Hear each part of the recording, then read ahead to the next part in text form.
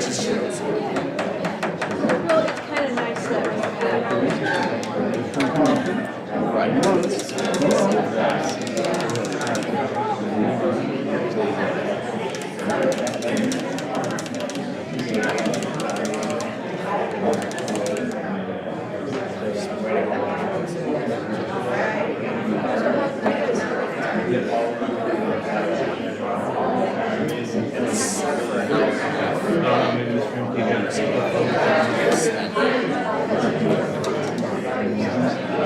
Sounds good?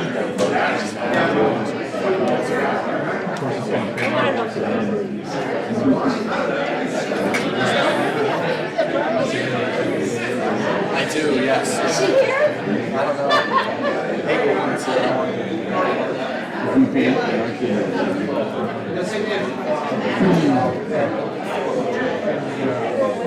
Yeah, so you're flying all the way back to right downstairs. Yep. All right, see you later.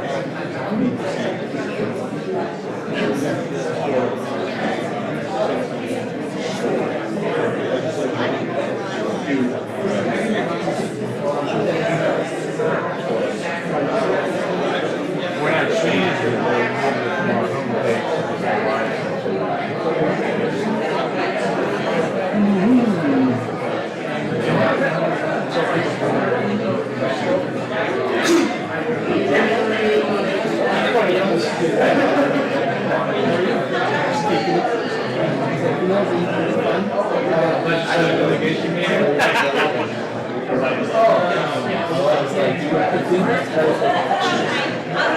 So you know, Mike's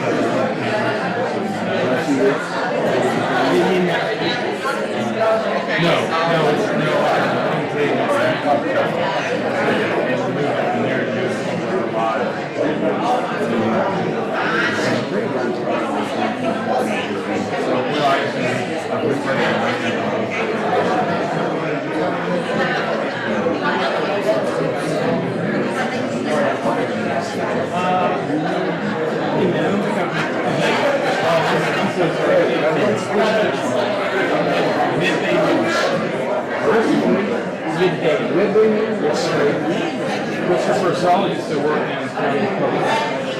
oh yeah? They figured it out. They got it.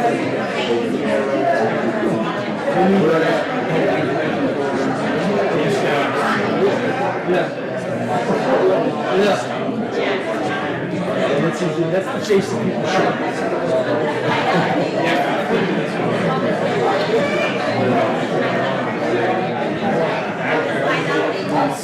Haven't said you have one on the side. Maybe you might be able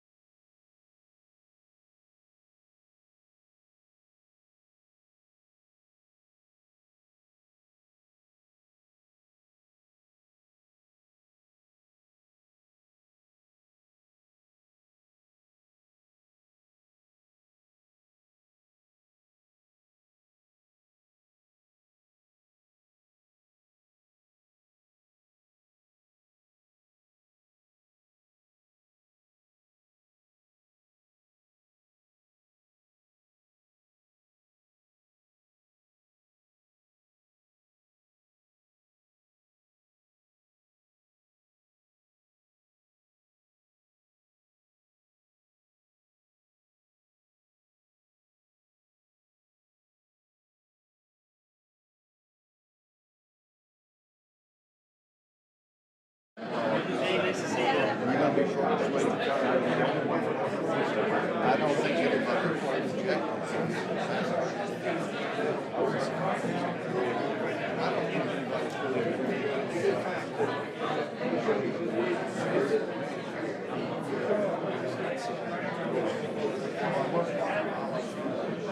the county came back and said,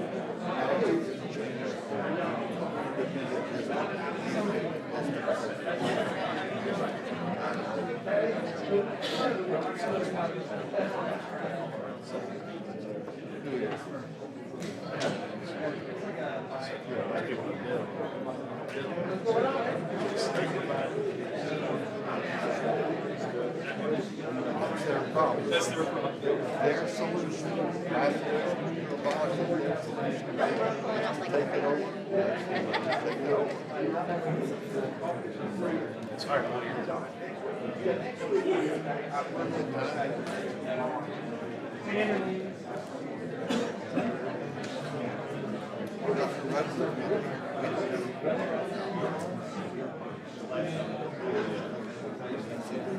You do? Well, no, you don't have a system very well. Oh, we do. Well, I want to call Rudman.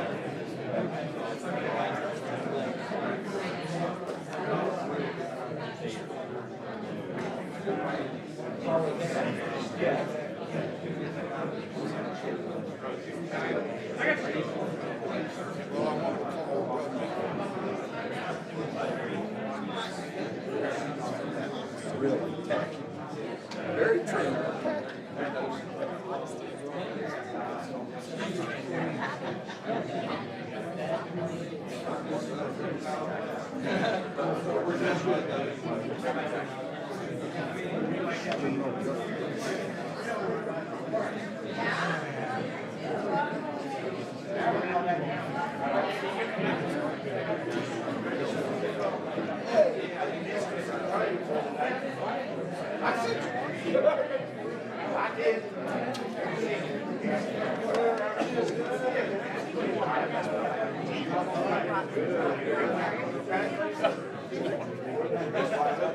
Where did you see you?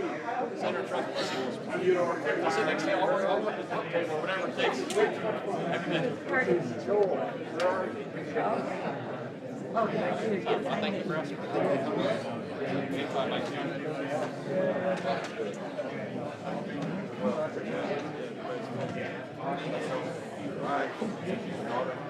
85, sir. She came up with a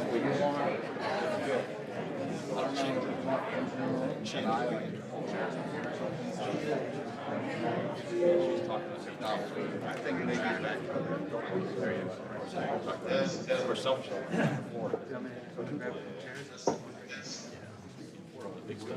Just in.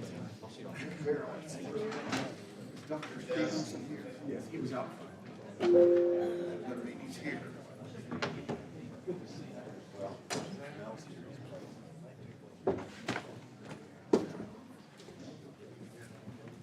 All right, the Okaloosa Legislative Delegation is in session. If everybody please rise. Commissioner Ponder, if you'll lead us. Not Graham Fountain.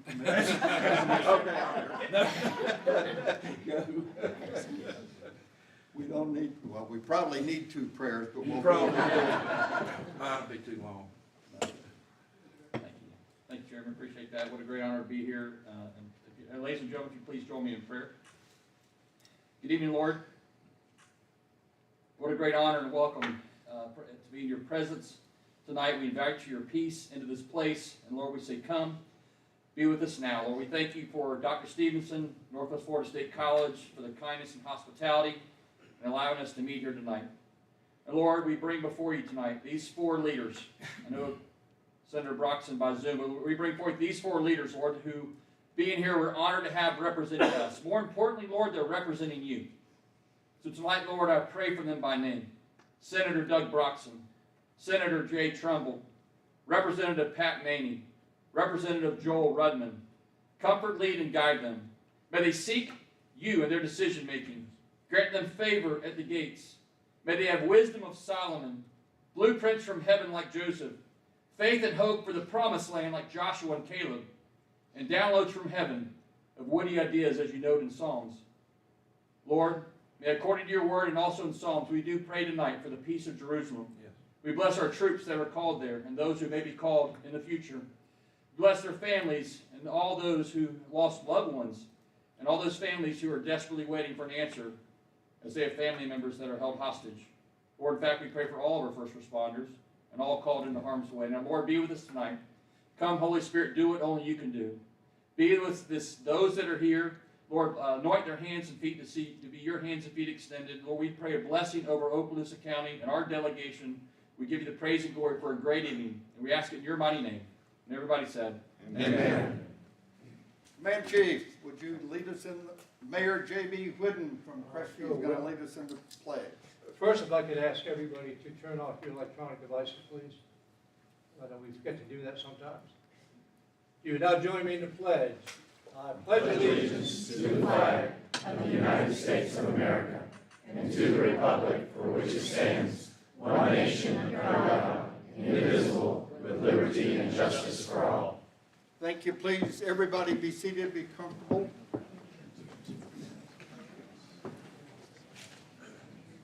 Before I call on Dr. Stevenson, I'd like, starting with Senator Trumbull, for each of you to introduce yourselves.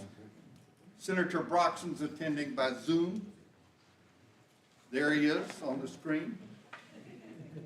Okay. He's pretty, ain't he? All right, so Senator Trumbull, if you please introduce yourself. Sure. Jay Trumbull, Senate District 2. Glad that everybody came here tonight. I know that we have a competing legislator in town who has an event tonight in the bar. But glad that y'all joined us this evening. I've got two of my staff folks that are here. I put them up against anybody in Tallahassee. They're phenomenal. Kim Rogers in the yellow and Andrea Gainey in the back.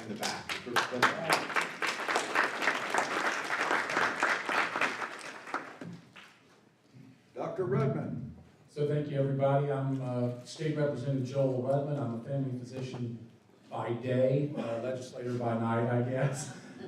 And I want to be perfectly honest with you. It's such an honor to be on the same dais as these two gentlemen and Senator Broxson as well. So thank you to the voters of northern Okaloosa County for affording me this honor. These are very accomplished gentlemen here. I'm hoping to learn a lot from Senator Trumbull and from Representative Maney and, of course, from Senator Broxson. But again, thank you for the honor of representing you, and we look forward to hearing your concerns this evening.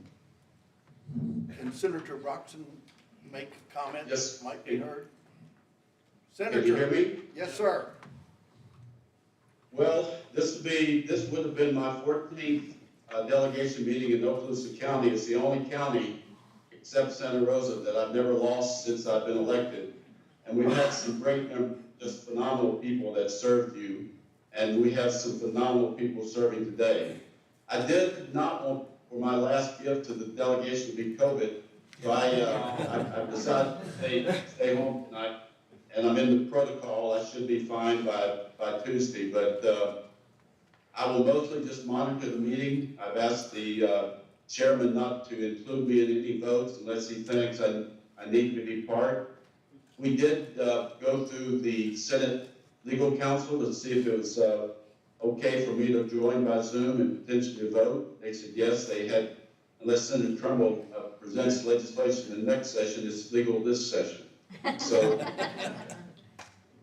looking forward to it, and God bless you, and God bless you for the honor of serving you for 14 years. I'll always be a fond memory of Okaloosa County and the great people that live there. So thank you.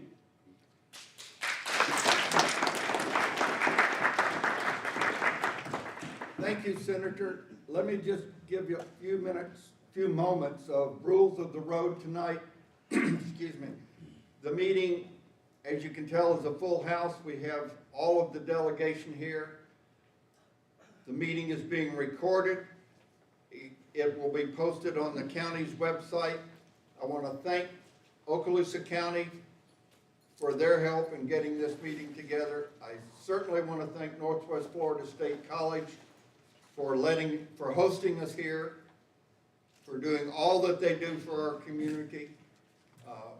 I'm gonna call on Dr. Stevenson in just a moment, but the college really is a tremendous community resource for all of us.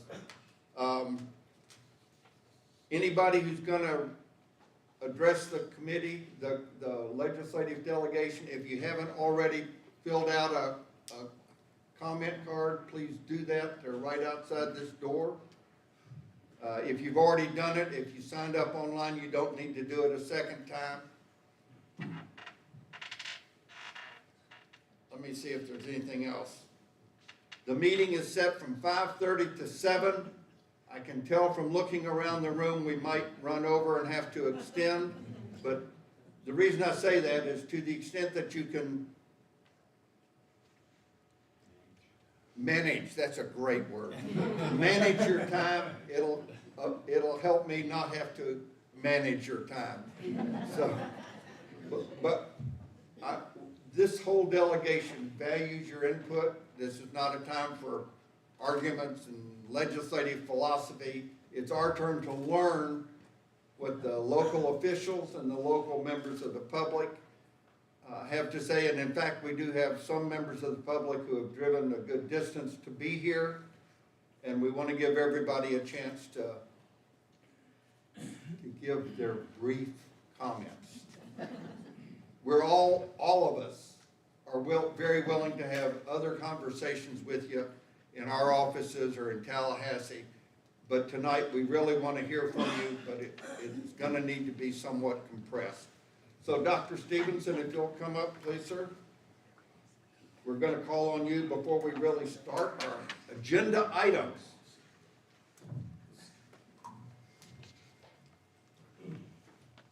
Thank you very much, Representative Maney. And let me say welcome to the Niceville campus, and thanks for allowing me the opportunity to address you tonight. It's good to see all of you. I'm really not here to ask for anything, surprise, but I want to thank each of you for your hard work and for your ardent support for our students, our faculty, and our staff. And mostly the mission of this institution, which is to prepare today's students for tomorrow's successes. When you drove on the campus today, I hope that you could see the progress that we're making, thanks to your steadfast advocacy and support. This truly is the golden age of our college, and last year was a banner year for us in the legislative session, and we thank you very much. Senator Broxson, thank you to all of you very much.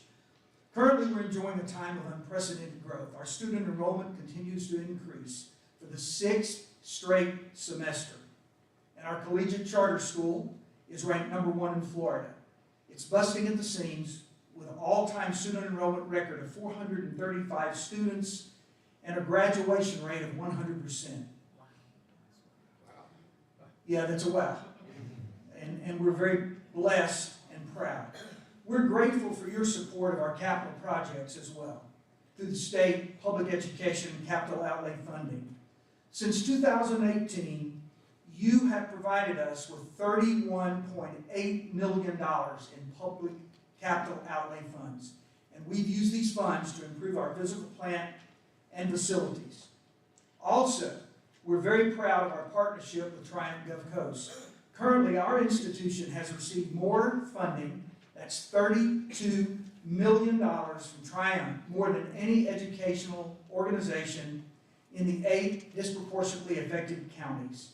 Our most recent $21.8 million award for nursing is the largest workforce award to be granted by Triumph. Last month, we broke ground on Raider Village, our first ever on-campus student housing. You probably saw it when you came in the main entrance. We anticipate the first phase of the project will house 200 students, and it will be completed in spring of 2025. A second phase for another 121 students should begin shortly after we move in the first phase. It will allow our students the convenience of living on campus and having the collegiate experience. It will also provide much needed temporary housing for traveling nurses, members of our military who are here for training, students at the FAMU, Durrell Peden School of Pharmacy in Crestview. We believe the tax dollars that you entrust to our institution should be used to create high-wage, high-demand job opportunities, bright futures, and hope for all students, and not the indoctrination of them to pursue personal or political agendas, as we see on so many campuses across the country.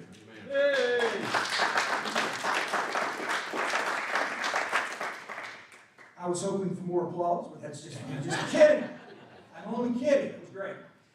In closing, we appreciate any opportunities where we can be of service to you by doing several things. By providing more charter and career technical education options for students and your constituents, working with our rural fire districts to train new firefighters and first responders, and supporting our military service members and their families. Thank you again for your leadership and your time. Our entire team here stands ready to assist you in any way that we can, and we look forward to working with you in the upcoming legislative session to bring more success and more funding to our students and to your constituents in Okaloosa and Walton counties. Thank you very much.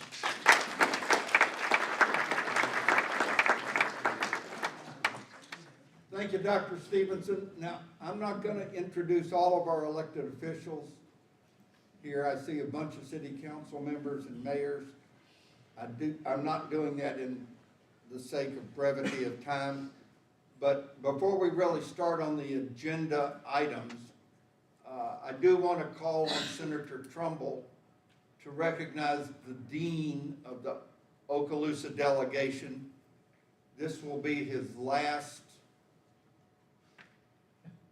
legislative delegation meeting in a career of service of what will be 14 years. So I'm going to call on Senator Trumbull.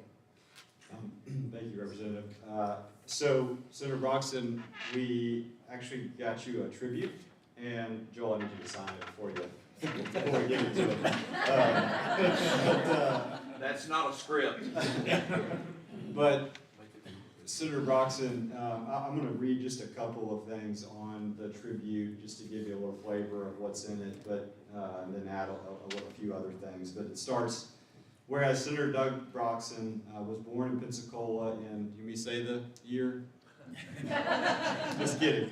1949 at the old Sacred Heart Hospital. He grew up at the Broxson Station at the Gulf Breeze Peninsula. And whereas, this is my favorite part, whereas Senator Broxson is part of a Florida family that settled in Santa Rosa County area in the early 1800s and is the youngest of Bart and Annie Gordon Broxson's 11 children. Doug was elected to serve in the Florida House in November of 2010, subsequently re-elected in 2012 and 14, and then in November of 2016, Doug was elected to the Florida Senate, serving District 1, which includes Escambia, Santa Rosa, and Okaloosa counties. Whereas now, Senator Broxson is, for what's very helpful to the three members up here, the Senate Appropriations Committee, and you know, while serving in the legislature, Senator, you have focused on championing things like cutting taxes and reducing government regulations. You focused on insurance reform, education, and making Florida one of the most veteran-friendly states in the nation. I know that you and Mary are very proud of the 4 children that you have, Julie, Jason, Judd, and Jill, and your 12 grandchildren. But Senator, I want to take a second and just tell you thank you for your love of Northwest Florida, your focus of our communities in the Panhandle, and making sure that dollars are spent, hard-earned tax dollars that come to the state, are brought up to the Panhandle and spent in a way that is life-changing for what we have seen. I was talking to a city council member in Mary Esther just a moment ago, and she said we haven't seen this many funds in 10 plus years. And that is a testament to your love and appreciation and fight for Northwest Florida. I just want to take a moment to say thank you for your service to Northwest Florida. Thank you for your service to the state. Thank you for your friendship, and sorry that you have COVID tonight. We would obviously love to have done this in person, but I just want you to know how much we appreciate you as a member, and as a man, and as a friend.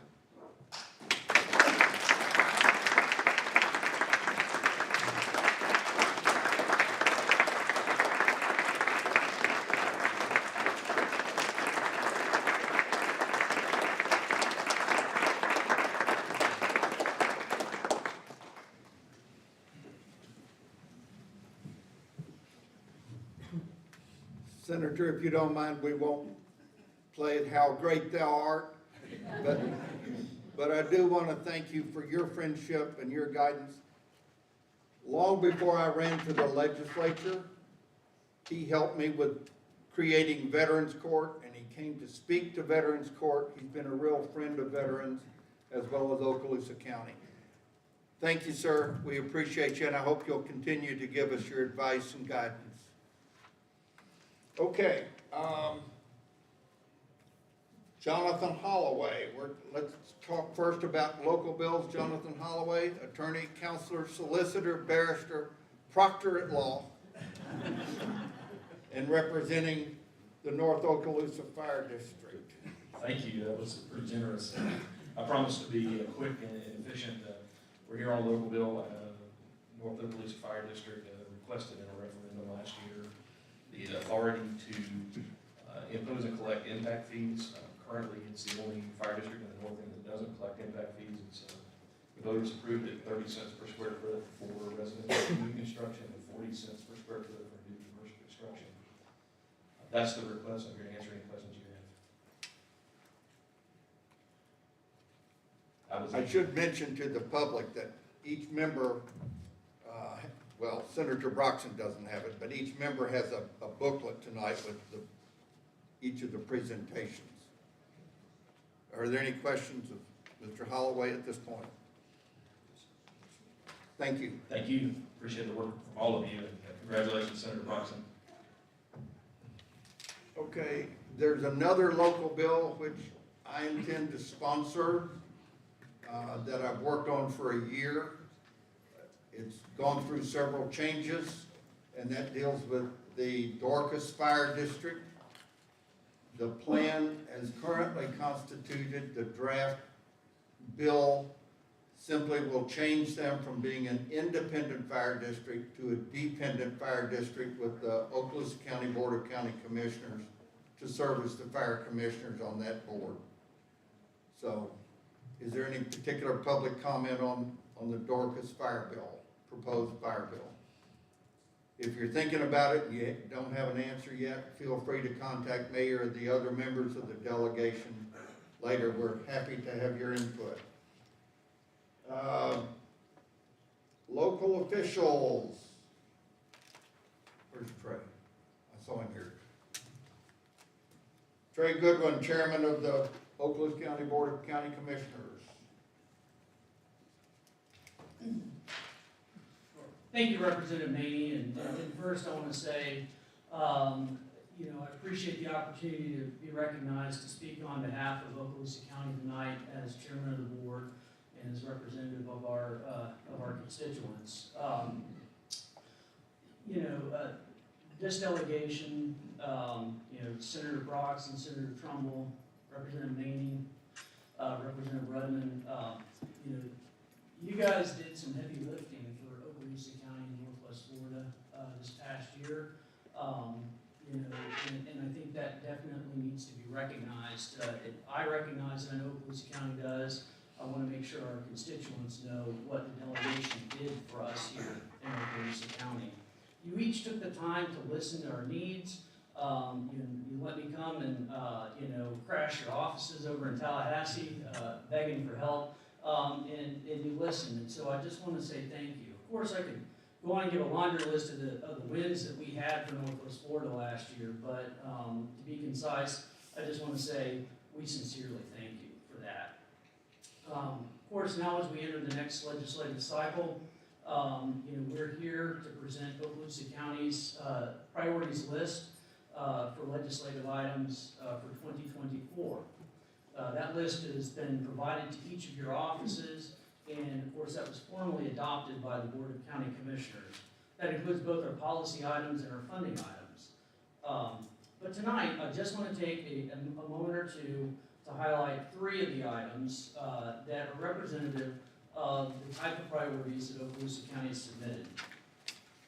The first is entitled the Coastal Stormwater Retrofit Program. This is one I'm really excited about. This is a strategic program designed to upgrade stormwater treatment and outfalls into our coastal waters. In other words, it's a way to try to make sure that stormwater coming off our roads and out of our neighborhoods, going into the Choctawhatchee Bay and our bayous and creeks, is cleaner than it is today. Many of those stormwater outfalls are direct discharge into our tidally influenced bodies.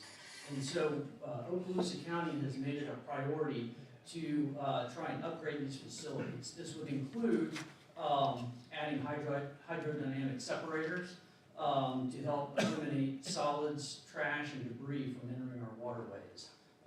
It's important not only for environment, it's critical for our residents and our tourism industry as well, that we have a clean bay and clean bodies of water. The ask is $1,460,000 from the state. The county is prepared to match through a blending of different funding resources available to the county, $5 million. So Okaloosa County is very invested in this, and we are asking for the state's help and asking for your help. Another very important project is known as the Gap Creek Channel Inventory and Study. This covers a drainage basin of about 2.9 square miles. It includes over 2,500 homes and multiple businesses within the footprint of this drainage area. It's significant in that it's right in the heart of Fort Walton Beach and the unincorporated greater Fort Walton Beach area. It's a major drainage basin, and it touches on a significant area of disadvantaged and low-income workforce housing. Problems with Gap Creek range from road and structure flooding to significant ground and surface water quality impairment.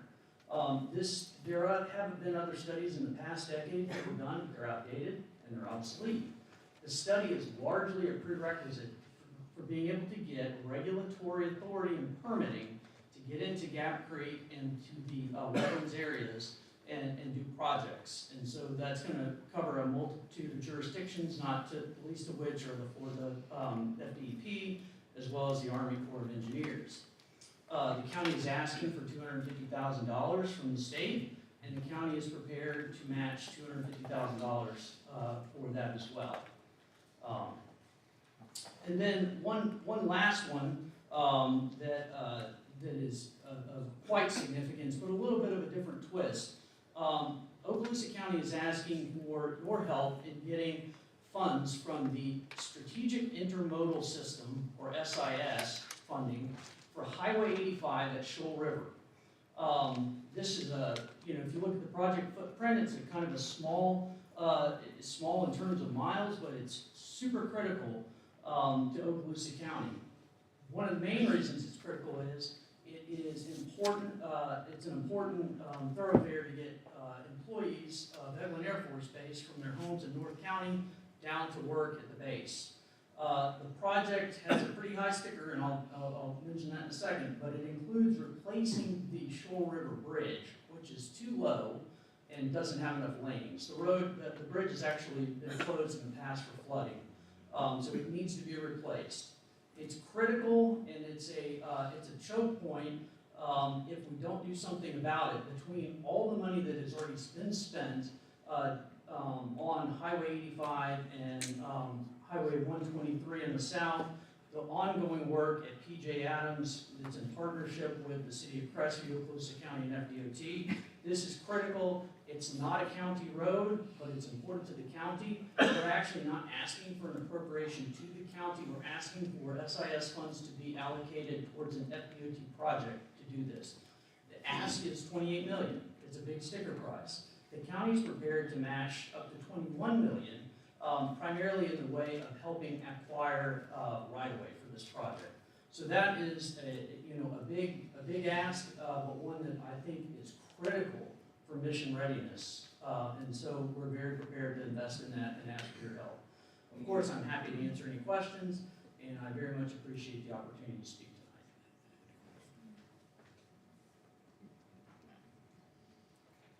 tonight. Thank you for your brief comments. I would point out, at least I received a letter today from the commander at Eglin specifically listing this project, the SIS project.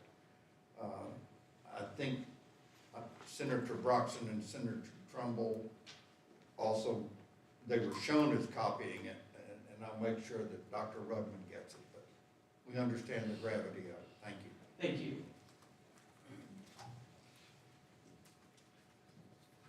You've already met Honorable Mayor of Crestview, J.B. Whitten, who's going to talk to us about Crestview. Absolutely. Thank you again for the opportunity.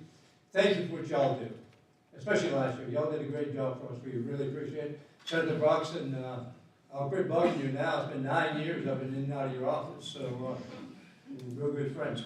Actually, I'm not gonna ask for any money.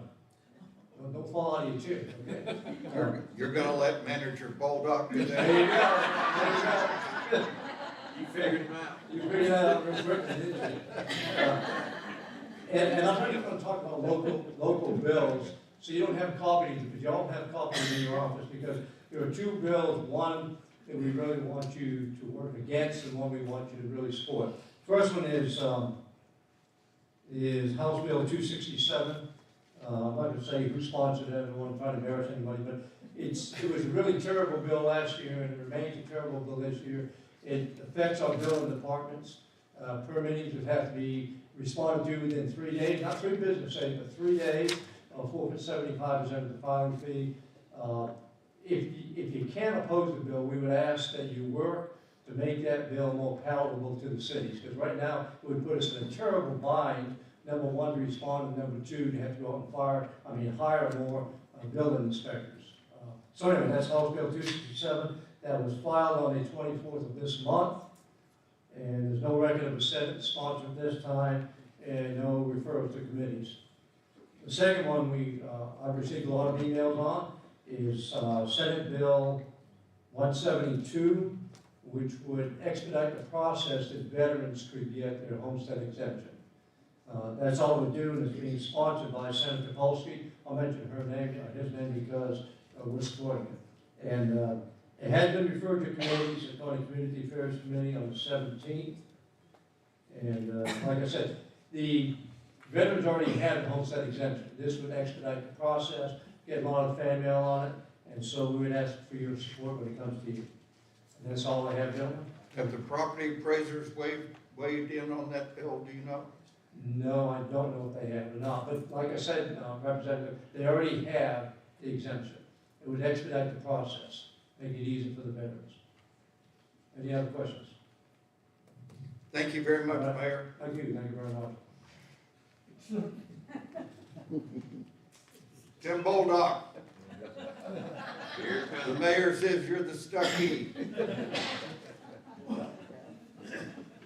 I'm actually going to surprise you and not ask for a bunch of money either. Well, Couple of things. Obviously, we definitely want to thank Senator Broxson for all the work that he's done. He's been fantastic to us in the city of Crestview. Also, we wanted to speak in support of the SIS project that the county spoke about earlier. I actually met with Mr. Gaynor, Philip Gaynor today, talking about several DOT projects. One of those was a transportation project and the need for the improvements at that bridge. And so we, the city of Crestview, recognize our dependence on the military, on our bases, and the ability to get them back and forth. And so any support that you guys could lend towards that project, we would also be in favor of. Additionally, I know I did want to thank you all. The last couple of years have been very good for the city of Crestview. You all have done a tremendous amount of work for us in the way of affordable housing, stormwater projects, septic to sewer projects. We will have a couple of those similar type projects coming before you. We look forward to the opportunity to continue to work with you this year in the way of septic to sewer and stormwater in particular. But again, we thank you for the work that you've done. And how about this college? It's fantastic. Any support that you all can continue to lend towards Northwest Florida State College, especially as they continue to expand into the north end. As we grow, we're hopeful that they will grow with us. I believe that our area is blessed to have such a great college where we're developing, the next generation of geniuses to protect this country and do all the other things that we do. And so we appreciate any support that you can give in that way as well. And so again, thank you, gentlemen. Have a good. And as the mayor talked about on the bill 267 with the building permit, I'd be more than happy to meet with you or the sponsor, Esposito happens to be the sponsor. He won't say it, but I will. Met with her last year. Happy to do it again this year. There's always areas that building departments can improve. However, this is a very risky move. And the only people that really will suffer in this will be the eventual homeowners who will not be, they'll be indefensible until they get their house. And so if there's a way that I can, work with you all to help to try to craft some language that's acceptable, I'd be happy to do that. Rep. Maney, we were able to work on that last year. I look forward to doing that again. Again, thank you all for the work you do. Thank you. Jeff Peters, City of Fort Walton. City Manager of Fort Walton. Thank you very much. It's an honor to be in front of you all this evening, and thanks for all the support that we've got in the past and years, and we look forward to starting that Coral Creek project that we received last year in the design phase on that. We do have a couple of projects that we will submit this year. One of them is a Hollywood Boulevard, east side of Eglin Parkway. It's in the past year, 5 years, we've had 94 accidents and 4 deaths on that road. We've had a few neighborhood traffic studies, and this is a $2 million project, and the city does have some half-cent sales tax funding earmarked in the future for future years to as a match for this. So that's a high priority list for us, and we're also looking forward to moving forward with some underground utilities, connecting with the bridge coming into Fort Walton Beach on Brooks Street. It's coming to a certain point. Beyond that, finishing Brooks Street underground utilities, and then up Eglin Parkway, and that's about a $2.5 million project as well. I won't take up any more of your time. I know there's a lot of people to speak, but I'd be happy to answer any questions. Thank you. Thank you. Mayor Bobby Wagner from the City of Destin, the world's luckiest fishing village. Appreciate you saying that. Thank you for having us. And I'm gonna be the first to say I do not want your job anymore. You're doing a fantastic job. About 7 years ago, I was just a photographer, not wanting to be in politics, and I poked him saying I'm gonna take his job one day. I prefer not. So I just want to thank everyone for their time today.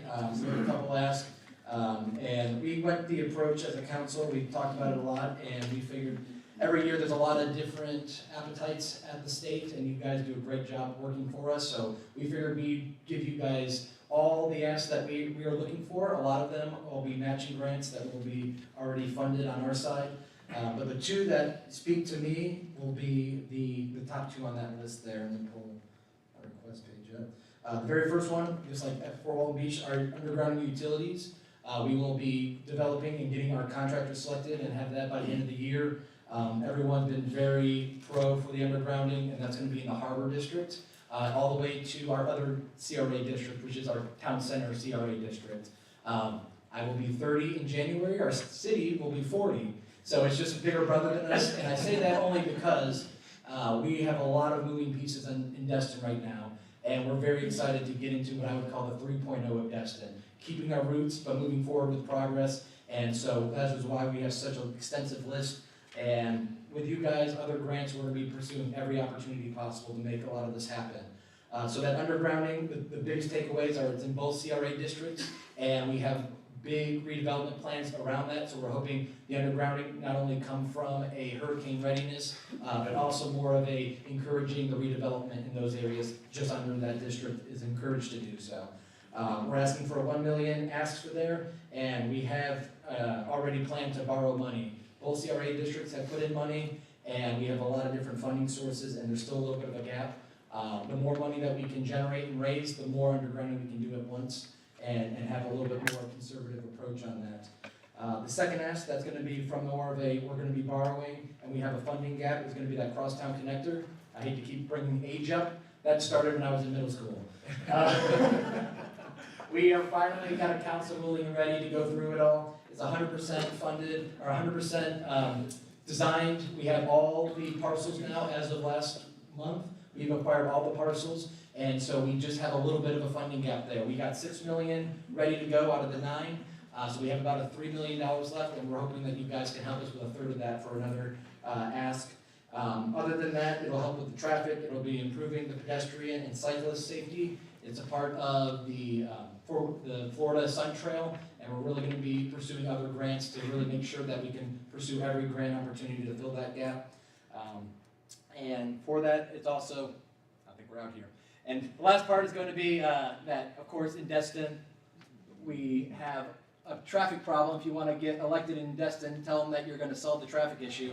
And so this will be the connector that we're missing to make sure that the back roads don't go in front of mailboxes and people's front doors. This allows us to have that second alternate route without using community residential roads to do so. Is that going to affect the video? Should I stop? Get a No. mic? No, All right. keep going. All right, good deal. We're trying to find out what happened to the sound that the recording's still. Yeah, okay, good deal. So that's that. The Harbor Channel Dredge, as you mentioned, Representative, we are the world's luckiest fishing village. And because of the great work from DEP that we're getting and building up Noriego Point, we were finding that some of the salmon is slipping to the bottom. And so now some of our biggest vessels, whether they're 6-packs or some of our head boats, they're a couple inches from the ground now from their depth finders. So it's a last minute request that came before us through the companies about 2 months ago. We have already willingly put money towards it. And if there's any support from you guys to help us, we're willing to jump into general fund money to make this happen for our crews. And so if there's any relief there, that would be greatly appreciated. The Four Prong Lake, I have a wonderful HOA president here that's going to be speaking intimately on that, so I will let her knock out that topic. The Stallman intersection, which is also under the bridge. I think for this setting where it's one Northwest Florida under one roof, I think this is going to be the best representative project that we have coming before you guys that really represents a community and a regional approach when it comes to pedestrian, that Sun Trail again, connecting bridge to bridge. Once they get over the Destin Bridge from the pedestrian pathway that Commissioner Ketchell's got going on, they will be at Stallman intersection, and that really poses one of our biggest safety intersections when it comes to Highway 98. It has our most unfortunate deaths and major incidences when it comes to pedestrians crossing that intersection. And we're hoping that the Stallman intersection, in conjunction with this under the path bridge, will allow residentials, locals, and tourists alike to create an alternative route that doesn't involve going over Highway 98. To back that up, we had a PD&E study for the 6 laning of Highway 98. It's failed because of the feasibility, and now they're in a 4 lane upgrading capacity. And one of the biggest things that they've recognized that would help is reducing the intersections of pedestrian crossings. So again, this would be another way to increase the capacity without increasing our laneage, which we desperately needed, but we get that, at the end of the day, someone's got to pay for things. And so that is going to be our hope for safety and for a feasibility of capacity of the Highway 98, that we have that underground, or under the bridge pathway and Stallman 98 intersection. The last one's more of a local tourist ask, and that is the artificial infield at Morgan Sports Center. We're really just coming from a conservative mindset with that, and being that if we can get the artificial turf in, it's going to really dramatically reduce our liabilities year over year for renewal, replacement, and just maintaining. So this is a way for us to try to reduce costs while actually improving our facilities. So those are the 6 asks wrapped up in 7 different projects. And if you guys have any questions, I greatly appreciate it, and I really thank you guys for your time, effort, and what you do for Northwest Florida. Thank you, Mayor. Thank you so much. I don't have Niceville on the agenda, but Mayor or Manager, do you all want to speak on yours, since we're taking the municipalities and the county first? Representative Maney, I appreciate a few minutes. I was not on the agenda, so I appreciate you giving me this time. The one request that I put in was for $3 million for the extension of our reclaimed water line. Currently, we have the county recently completed the reclaimed water line out to Niceville, up near the Mullet Festival site in Twin Oaks Park. And we want to extend that down the bypass out to Deer Moss Creek. Deer Moss Creek is an 1,100 acre, projected to be approximately 3,500 homes. Right now, they are built out for reclaimed water. You can imagine the amount of potable water that would be used in that community with 3,500 homes for irrigation. This will reduce the potable water usage in Niceville, and will help out Niceville in the Okaloosa County. That's in the water resource cautionary area, and so we're asking for $3 million. We have the remainder. The $3 million will cover that gap for this environmental project, and so any efforts you could expend on championing this project for the city of Niceville and our residents would be greatly appreciated. Thank you. Colonel, before you leave, if you fill out one of the speaker forms. Yes, sir, will do. Thank you.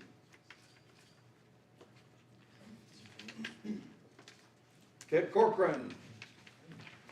Community leaders, thank you. Ted Corcoran on behalf of Community Solutions, One Hopeful Place. You're going to hear from several organizations such as Bridgeway tonight and United Way, from organizations whose mission is to help those who are down on their luck. And I'll share with you here in Okaloosa County, we have two choices. One is we hope it goes away, or our philosophy, which is we try to help them. In 2014, Representative Matt Gates and Senator Don Gates supported an appropriation for $300,000 to renovate a pole barn into our first shelter at One Hopeful Place. We opened up in 2016, and since then, 65% of the people that have stayed there have turned their lives around, found housing, and are now able-minded citizens once again. 90% of those folks were Okaloosa residents. And I want to share with you a perception that if you build it, they will come. I want to share from the National Alliance to End Homelessness that for the last 15 years, Florida's total homeless population has dropped 50%. Shelters have dropped, unsheltered have dropped, individual have dropped, family dropped, everything has dropped because the legislature has taken an initiative to help those who are down on their luck. So as a result, the concept of you build it and they will come is not accurate. In reality, if you build it, you will help your neighbors turn their lives around and get them off the street. So as a result, One Hopeful Place currently hosts 50 men, 17 women, and we are ready to take the next steps in helping the next generation of people who need help, and it's a three-step plan. One is hiring 2 homeless outreach specialists who will meet with those who are unsheltered, getting to know them and assist them with the next steps in their life. Bonnie Barlow from Bridgeway will come up here and talk about that. $400,000 for a one-stop facility. That is listed in your appropriation for a one-stop facility in Okaloosa County. Currently, there is no such facility. Where do we send them? We don't send them anywhere. We have one place there that will be converted. For $400,000, we can convert an existing building at One Hopeful Place into that one-stop shop, of which various entities will appear there on a weekly and daily basis. And also, One Hopeful Place has 8 acres of land, which was a former waste treatment plant. 5+ acres of that land that Representative Maney has seen. Representative Rudman will see this coming Friday. Hopefully we can get Senator Trumbull over there. 5 acres are unusable. This past year, we were honored that Representative Maney was able to give us $200,000 in the appropriation to knock down those clarifiers. We're asking for an additional $200,000 to knock down the rest of them, opening up that 5.5 acres for what we'll call building a transitional housing. So those are 3 simple steps. In 2014, the state of Florida appropriation allowed our community to be ahead of other communities. We are ahead of the game with One Hopeful Place. Pensacola is very jealous of what we've done over there. We're ready to take the next steps to continue serving those who are in need. Thank you. Thank you for the opportunity, my friends. Appreciate it. I'm going to call on Bridgeway Center next, since that will follow logically, and then I'll call on United Way after Bridgeway. So who wants to speak for Bridgeway? Larry McFarland. Colonel, good to see you.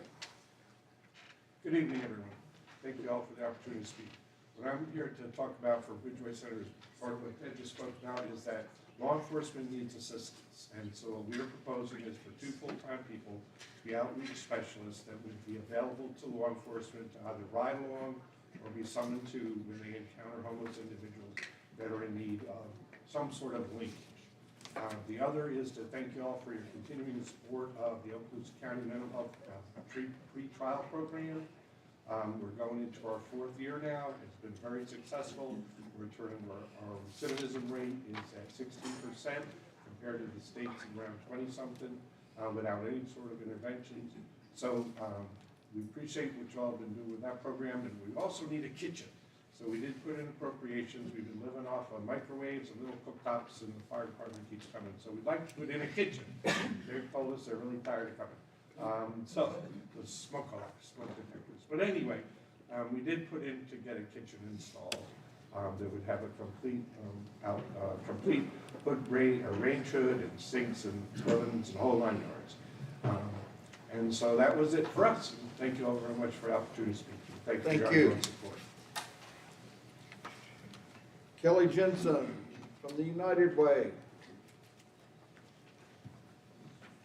For the people who are looking at the agenda, that was subparagraph J, but it seems to me it'll follow more logically. Go ahead, please. Excellent, thank you so much. Thank you for your leadership and for your dedication to serving our communities. We really do appreciate all of your investments in our community.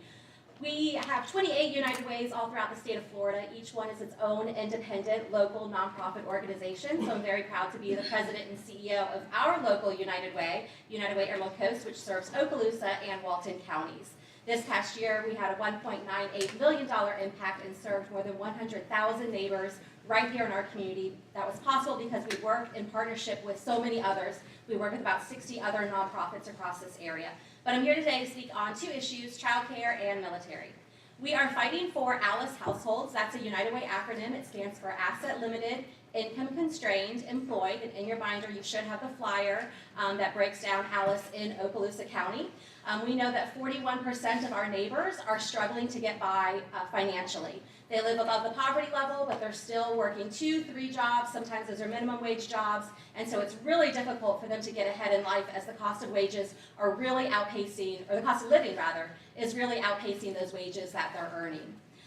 Childcare is a key support for our working households. Parents make up 51% of Florida's workforce, and 35% of those parents have young children. So if childcare is not affordable, if childcare is not accessible, then it can really compromise the ability of our adults to participate in the labor force. In Florida, the average cost of childcare for infants and toddlers is greater than the annual cost of in-state college tuition. We're asking you to please consider increasing the initial eligibility of the School Readiness Program to provide additional subsidies to make childcare affordable for those low to moderate income households.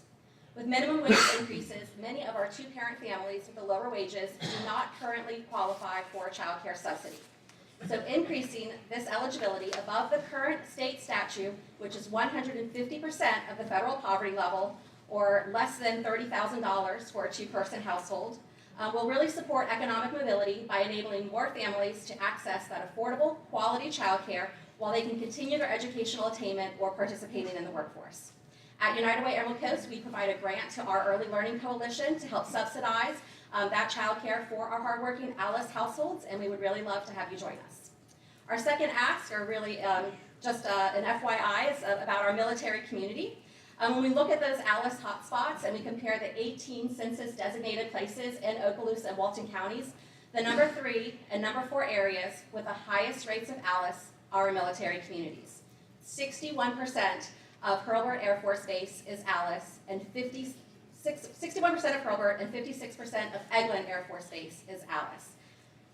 We are going to be more intentional at United Way Emerald Coast about serving those who have served us. So we are launching Mission United, which is a program that exists in many military communities, and we're going to be dedicated to really connecting our service members to those services that they may be eligible for and the services that they really need in order to thrive in our communities.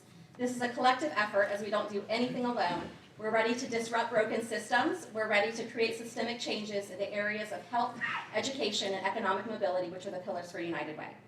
Veterans and social services can sometimes be confusing to navigate, and by utilizing the Florida Veteran Support Line, which exists all throughout the state, we know that we can do a better job connecting our military to the services they need.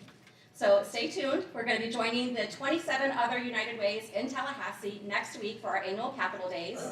We'll be there on November 7th and 8th, and we really hope that we'll be able to sit with you one-on-one to talk a little bit more about these issues and some other issues impacting our ALICE households across the state. Thank you. Thank you. Parker Destin.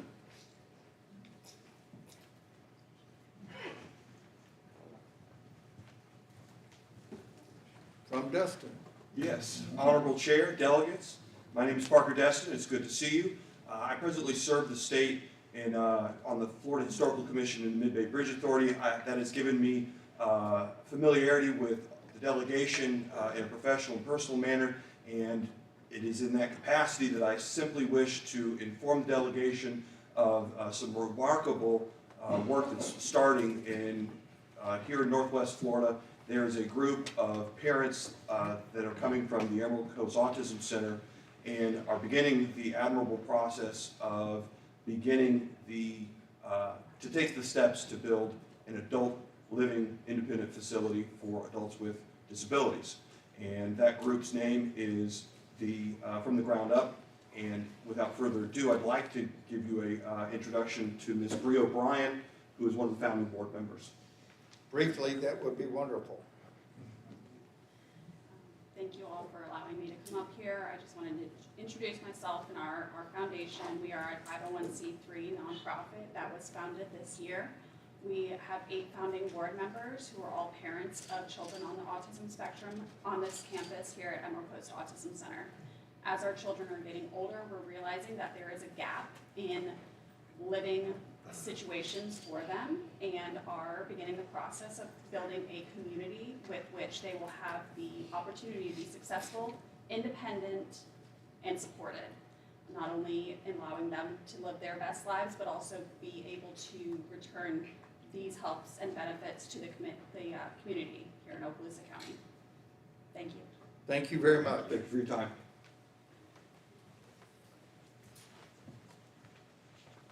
Data for Change, Inc., Jackie Dunn.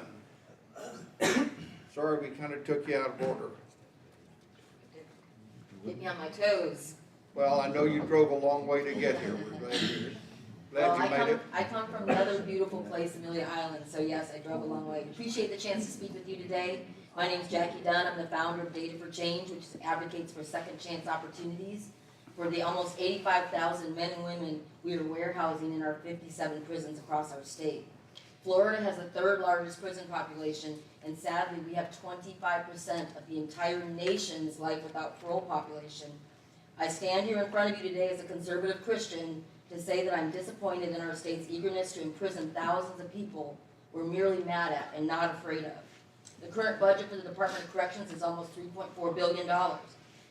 Next year, 3.8 is what he's asked for, with also $140 million in overtime and $30 million for the National Guard to subsidize the vacancy problems mostly in the Panhandle here. A young, healthy individual costs all of us taxpayers $28,000 a year. That figure triples at the age of 50, which is considered elderly within the FDC. Almost 30% of our prison population is over the age of 50, and it grows every single year. Hope, purpose, and opportunity are critical components to the successful rehab of the incarcerated, so they come out and don't hurt our law enforcement and become productive citizens. They should have the opportunity to earn time off their sentence throughout their entire sentence. The key word is earn. We need to stop awarding people just for behaving. Currently, you hit your maximum gain time of 15% approximately halfway through your sentence.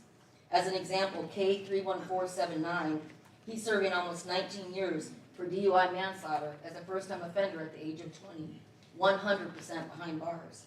He will hit his maximum gain time in year 8 and have 2,695 days left of hopeless incarceration. He's also my son, Luke. Currently, the majority of returning citizens leave prison worse than when they arrived, which is no good for any of us. I mentioned warehousing earlier, and that's exactly what happens.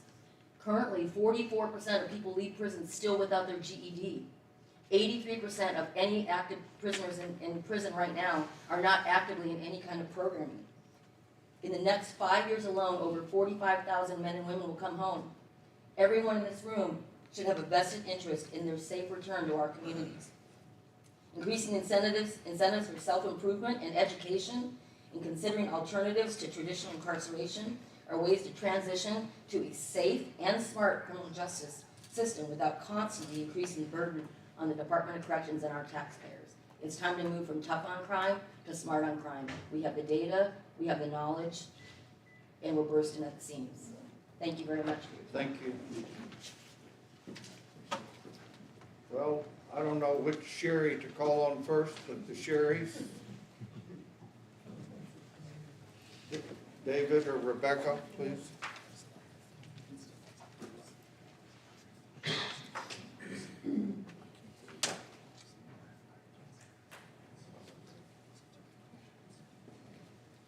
Thank you, Mr. Sherry. Thank you, Mr. Maney. Are you going to do both of you, or are you going to split your time? We'll split. All right, go ahead. I'm just doing my Briefly, part. thank you. I'm here for what should be an easy ask compared to what I've heard. Don't spend any money on our road. Don't fund Okaloosa County's so-called improvements to Santa Rosa Boulevard. The project takes away 2 of our 4 driving lanes on the only road that can get us off of our island or to a hospital. There are many real-life scenarios, like lane closures, where EMS can help you faster with 4 lanes than with 2, and no scenario where 2 lanes are better than 4. Whether it's a heart attack, drowning, or stroke, time loss equals muscle loss, or brain loss, or death. What if it were you or your loved one? Our neighborhood isn't clamoring for this. 90% say we don't want it. Make no mistake, this project is not being done for us, it's being done to us. Do you know of any community clamoring to have their driving lanes taken away, to spend money to destroy their infrastructure? People want more lanes and less traffic, not the other way around. Yay! Whoever did that, thank you for getting our sound back. Thank you, Brian. I'll come back when people are clapping. Project papers include the term complete streets, which supposedly gives walkers and biking equal footing with cars, but it seems more like a euphemism for designing roads to force people out of their cars by replacing driving lanes with oversized walkways and bike paths. This reminds me of one of our former county commissioners, who was fond of saying he liked to vote for what would do the most good for the most people most of the time. The last time I looked, there were hundreds of people in cars on Santa Rosa Boulevard for every one walking or on a bike. So this project fails his test by harming many to benefit a very few. How can we possibly spend money on something like this when we still have citizens in the county driving on dirt roads? Let us keep our 4 lanes that we already have. Save lives, save money. Please don't fund the Santa Rosa Boulevard project. Thank you very much. Thank you, Mr. Sherry. Mrs. Sherry, Rebecca Sherry, also from the Condo Alliance of Okaloosa County. Thank you. Okaloosa Island, I'm sorry. President Condo Alliance of Okaloosa Island, thank you. Gentlemen, I also am asking you to not spend money. Don't fund Santa Rosa Boulevard lane destruction on Okaloosa Island. 2 sessions ago, the Florida House Bill 3633 to allocate $2 million for the $12 million project died in committee. Last session, no one sponsored it. This session, just say no. Santa Rosa Boulevard is the 2¼ mile main street on Okaloosa Island with 4 driving lanes. It has a center turn lane and a median. It's most people's only access to a bridge off the island or to a hospital. Your funding would eliminate 2 driving lanes, and the center turn lane and the median on the western mile, and 1 driving lane, the center turn lane and the median for another mile. Eliminating the driving lanes and the resultant slower emergency response is overwhelmingly opposed by Okaloosa Islanders. Our island fire chief wrote to the county commission, quote, "This will delay response times by minutes. The minutes lost will cost someone their life," unquote. Personal testimonials shared at public meetings confirm his words. Project opposition is overwhelming. In 2020, at the county workshop, 89% opposed. At the 2021 Okaloosa Island Leaseholder Association membership meeting, 90% opposed. And at the October 2022 Leaseholder Association vote, 98% opposed. Santa Rosa Boulevard has served citizens at Eglin Air Force Base well for over 50 years. When asked at a BCC meeting if any commissioner was aware of a county road where driving lanes were eliminated, the chairman said no. Our county has dirt roads. Lots of people here have great projects, yet the county's asking you for money to demolish our paved lanes. I'll close with some brief legislative history. November 10, 2011, I addressed the Northwest Florida Legislative Delegation on another $12 million project mistake. Current U.S. Congressman Matt Gaetz, his father, Florida Senate President Don Gaetz, Doug Broxson on Zoom, not on Zoom that night, and Greg Evers and Brad Drake unanimously passed a resolution opposing the dark course fill our commission plan to cover our Okaloosa Island beaches. That delegation helped preserve our island made of white sand. Reject funding the $12 million mistake. Feel good knowing the lives you saved may be in the room tonight. And I have shirts for each of you, and I'll get one to our honorable senator too. Thank you. Thank you very much. It's my understanding that Mr. Donovan is not here. Is that correct? Correct. He had a family emergency. Okay. Mo Young from Okaloosa is an Okaloosa constituent. Uh-oh. Yes, but no. I don't represent any of the Okaloosa I just Island. said you were a constituent. Oh, yeah, okay. I'm also a Niceville resident. Which is in Okaloosa. The mayor's behind. What I want to talk about is protecting the rights of non-medical marijuana consumers. Specifically, we have a tremendous rental market, specifically down on the water, but throughout the county. And from what I can tell, the laws do not prohibit the effects of marijuana to be spread to other close confined locations, meaning you consume it in your own house, your own business. But if you're in a condominium or a motel or a townhouse or any number of facilities where you have adjoining walls, adjoining windows, adjoining balconies, and so if you consume medical marijuana, specifically smoking, the effects of that spread to adjacent units, above, below, and beside, and we have a number of people that come down and rent and leave here saying it smelled like a marijuana den, and they're not happy with what that resulted in. They're not coming back. So I ask you put some consideration into some ways you can modify the consumption, especially of the marijuana that permeates throughout the area and affects people that don't want anything to do with it. I'm not against it, but there are other forms of consumption to take care of the medical need that the person has at the time. So you're really focused on the smoke? Yes. The Got it. smell, the odor. Got it. Thank you. And by the way, the county law enforcement says they will not come and enforce that if it's in a private property, as I just described. Thank you. Thank you. Tom Meissen. I saw him, there he is. Convention of States. Well, thank you. I've just got a small presentation tonight.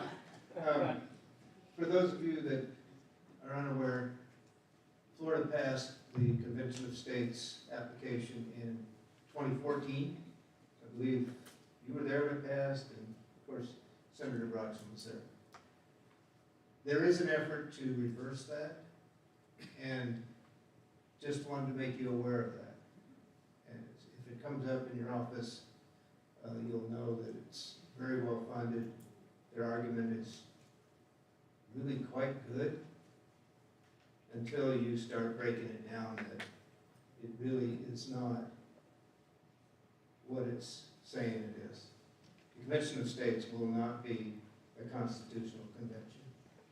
It's not written that way in the Constitution, so it won't happen.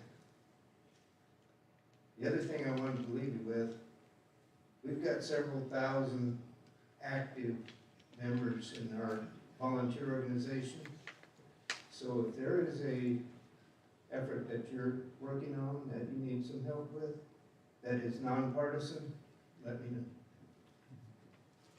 Thank you. But, oh, by the way, this is the new Constitution. Here's the pocket Constitution. So Washington has gained a little power. Lane Watkins. I think election reform laws. Yes, sir. We'll try to keep this under 4 minutes. Lynn Watkins from Crestview. I'd like to talk a little bit about election integrity. And first of all, let me start by saying good citizens do not tolerate any harassment towards any government official, period. Hopefully you all know Mr. Brad McVeigh, head of the Florida Office of Election Crimes and Security, who says there are no reports of election worker harassment in Florida. That's what he said in a phone call recently. 67 out of 67 supervisors of elections just responded to a public records request. And to my knowledge, all we learned is there were no reportable incidents reported by the supervisors of worker harassment. However, Florida Supervisors Elections 2014 legislative priorities, first item is adding laws to protect election workers from harassment and threats.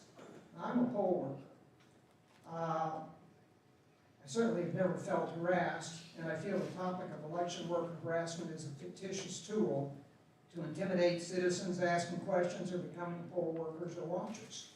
Please say no to this request. Another concerning priority is they want to exempt all voter information from public records requests. In their request, they tell you all the people they give that to.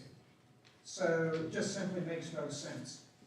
Another concerning priority is they want to exempt all voter information from public records requests. Another ask is to exempt election worker information from public records requests. Make personal identifying information protected if you want to do that. If it's not already, I can't believe it's not. But otherwise, allow these requests. Florida statutes are weak regarding balance makeup of election staffs. Now, we have a good supervisor of elections, we have good procedures, but there are counties that are overwhelmingly one part or the other. I'm not pushing for any particular party. Supervisors that allow one party to dominate staffing need to be held accountable. So how does a citizen find that out? So public records requests. Okay, in my opinion, these priorities to suppress public record requests germinated from the increase that the supervisors are seeing in public records requests. Now, 67 of them responded to a request about harassment, and we found out that basically, actually a voter punched an election worker in the face. A voter. So, other than that, it doesn't appear there's much going on. Now, any citizen can send you, a state lawmaker, an email, call your office, or come visit you. I don't understand why the supervisors need to be protected. Is it really harassment that people are asking questions? So let's not intimidate and suppress citizens asking questions. Citizens have, by the way, have just as much right as supervisors to educate themselves and propose laws, as long as they ensure fair and secure elections for every single eligible voter. Now, a couple of areas that we do need work that aren't on our list. For you door knockers, and some of you are, we have some in this room, you know that many homes have multiple voters listed on their expensive walk lists, and they don't live there. So let's work on voter roll maintenance. There's a lot of suggestions from groups around the state. Our supervisor will tell you about the dangers of the U.S. Post Office processing the vote by mail. Now, he's held to strict requirements for his intake boxes, but the USPS is not, there's no oversight and no protection. So he'll help you understand the problems there. We need laws to address the post office. And also, I'd like to see a return. It wasn't so long ago that we moved away from it, to excuse-only vote by mail. Okay, now, Representative Rudman did not pay me to come up here and talk tonight, okay? Keep that in mind. Last session, his recall of county officers and commissioners died in the Senate Rules Committee. I'd really appreciate it if we can find a sponsor in the House. We can talk to you about that, but we really need a sponsor in the Senate. And let's get this done. Last item, do you use cash or use digital payments that are totally non-private, traceable, and controllable for goods and services? Talk to Representative Rudman about his HB 35 acceptance of cash payments and about why this critical bill is more important for our freedoms than just convenience. Let's make that one law. And then, again, here's the last one. Representative Maney and I spoke briefly before the meeting, and I would like to get with you, sir, and talk to you about your Baker Act work. I need some education. That's all I have today. Thanks for listening. I'll be happy to discuss any of this with you further, and I look forward to seeing you in Tallahassee and at committee hearings and office visits. Yes, sir. The agenda mentioned a House Bill 17 as well. I was expecting a time limit. There is a time limit. You can mention one more bill of mine if you would like. That's right. So now you're going to have to remind me of the time. That's the background check on the firearms purchases. Absolutely. So we really need to get behind again and support that. And are you getting support out of the Senate? Do you have a companion bill? It's coming. It's coming. But again, just reasonable time limits on those background checks. Absolutely. This is very important. Please let me know if we can help. Thank you. Thank you both. I promised I was not a paid advertisement. Barbara Palgrim, Heritage Museum of Northwest Florida in Valparaiso. Okay, this will be short and sweet. Thank And you. here's whoever's absent. I'll Yeah, leave that there. we'll get that. Senator Rudman. Senator. And with me is Dr. Marie Hallion, and the two of us went down to Tampa about a month ago in front of a 10-person board, and we got enough points to be listed finally to possibly get a grant from the state. If you notice, there are 38, I don't know who's ahead of us, but I know we're 24, they would give me that. At some point, the Secretary of State will send us a list of who everybody's priority. What we're asking is in the spring, the legislature will vote to approve all or part of that list. And we're asking desperately that you approve enough on the list so that you at least get the first 25 because we're number 24. What's interesting about this list, you're going to love this, is if you look, there are 21 organizations that have asked for the limit, which is 500,000, and they've got another 500,000. We're asking for less than 100,000, and we've got the matching funds for it. Oh, please, please, when this comes before you, don't look at it and go, well, those people down in Central and South Florida are at it again. Because there are two of us in the Panhandle. One is Escambia, and then one is Okaloosa. So please, don't forget us when the voting comes. Thank you. Thank you very much. Vicki Stiver, Public Library Co-op. Make it Stever and you've got a deal. Stever. I'm the coordinator of the Okaloosa County Public Library Cooperative, and I'm here to speak for two appropriations in the legislature that you'll be looking at, state aid to public libraries, and the workforce development program that's called Career Online High School. Numbers will tell you part of the story. State aid to Okaloosa County is 36% less than it was in 2018. And the total state appropriation to libraries dropped from 23.1 million to 17.3 million over those 5 years. And yet at the same time, inflation reduced our purchasing power by a cumulative 14%.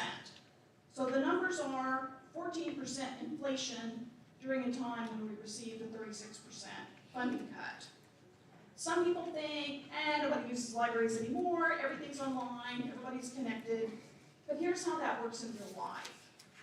One of our Okaloosa residents was called to Central Florida for a family crisis. They needed to get emergency custody of a minor child. They needed to execute a power of attorney. 2 different libraries helped that person keep this child out of the foster system. They had a library card with Knoxville Library, and that allowed them to access an online legal forms database that the library pays for, saving them a visit to an attorney in a strange town. The forms had to be printed for notarizing, and you don't do that on your cell phone. So they went to a public library branch near the hospital there in Central Florida and was able to print the forms so that they could be notarized. So it was a combination of online access to libraries and in-person service that saved the day. As that library patron said, you don't know you need it until you do, and when you need it, you really need it. Our daily life relies really heavily on technology, internet access, and copious amounts of information, and all of that is very expensive. Online is a delivery method that doesn't replace the need for physical libraries with staff and books and educational experiences. It's just another way that we give our communities what they need from us. Secondly, Career Online High School. It's a diploma completion program for adults with an interrupted high school education. It's not an extension of the state education system. It's not a duplication of existing programs. It's a unique and specifically targeted workforce development tool. Public libraries administer tuition scholarships, and that's where we need your help. An appropriation of $750,000 funds scholarships across the state. Those scholarships empower adults to enter college, to train for work promotions, and to pursue careers or open small businesses that enhance our local economy and improve their family's standard of living. So we need your support to keep providing this life-changing opportunity to our Okaloosa adults. Thank you, Ms. Stever. Regina Piazza.